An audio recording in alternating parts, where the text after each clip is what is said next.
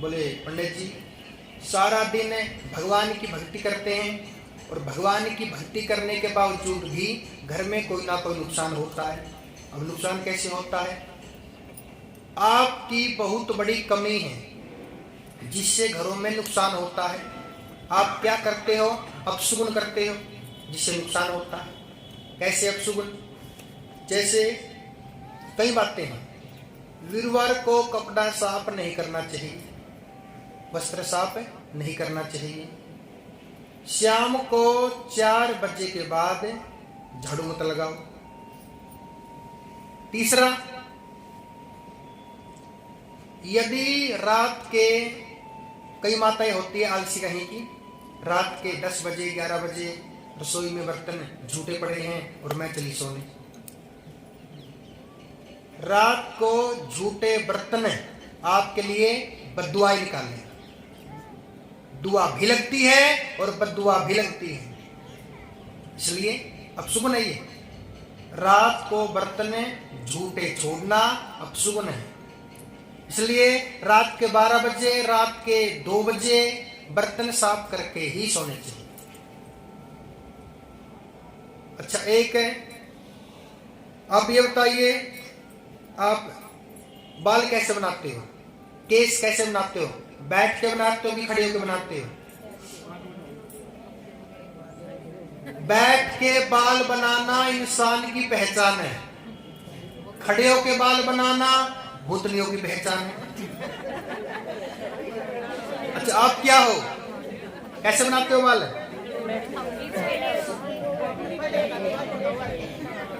कहीं तो बैठे हैं भूतनिया। तो हमेशा बैठ के ही बाल बनाने चाहिए। आपने देखा होगा टीवियों में दासियां राजकुमारियों के बाल कैसे बनाती हैं? बिठा के। वहां भी शिक्षा मिलती है। तो हमेशा बैठ के ही बाल बनाने चाहिए। जोर से बोलना पड़ेगा, राधे राधे। तो चलिए, श्री सुखदेव जी महाराज राजा परीक्षित को कथा सुना रहे हैं।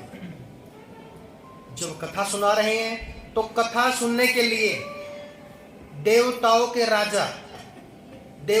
राजा कौन है? देवराज इंद्र भगवान कथा सुनने आ गए। जब कथा सुनने के लिए आए तो कथा में क्या लेके आए? अमृत का कलश। जहां पे राजा परीक्षित बैठे हैं उनके पास में जाके बैठ गए। बोले, राजन, आप ऐसा करो, मैं आपके लिए अमृत लेके आया हूं, आप अमृत पी लो और मैं कथा सुन लेता हूं। कितने स्वार्थी हैं। बोले, आप अमृत पी लो, मैं कथा सुन लेता हूं। गुरु जी हंस रहे हैं, सुखदेव जी महाराज हंस रहे हैं। बोले, राजन, क्या करना है? अमृत पीना है कि कथा सुननी है? राजा परीक्षित ने क्या कहा? बोले, गुरु जी, कथा सुननी है। बोले, क्यों? बोले, अमृत पीने से केवल व्यक्ति अमर होता है। कथा सुनने से कितने फायदे हैं? कथा सुनने से जितने पाप हैं सभी पाप समाप्त हो जाते हैं, आत्मा प्रसन्न हो जाती है, पितृ प्रसन्न हो जाते हैं, घर में सुख शांति हो जाती है। और कथा सुनने से आप भगवान के धाम पे जाने के अधिकारी बनते हो। राजा परीक्षित ने कथा सुनने के लिए अमृत को ठोकर मार दी। जो राजा देवराज इंद्र कथा में अमृत लेके आए थे। यहां आपको शिक्षा मिलती है कि कभी भी भगवान के मंदिर में, राम कथा में, भागवत कथा में, अपनी बुआ जी के पास में, अपनी बहन जी के पास में, अपने गुरु जी के पास में, इन स्थानों पे खाली हाथ नहीं जाना चाहिए। कुछ ना कुछ लेके ही जाना चाहिए। जैसे कि इंद्र भगवान अमृत का कलश लेके आए, कुछ ना कुछ लेके ही आना चाहिए।